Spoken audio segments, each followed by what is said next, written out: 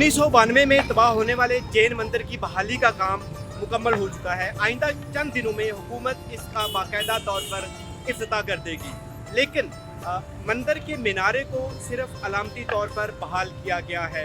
यहाँ पे इबादत नहीं हो सकेगी।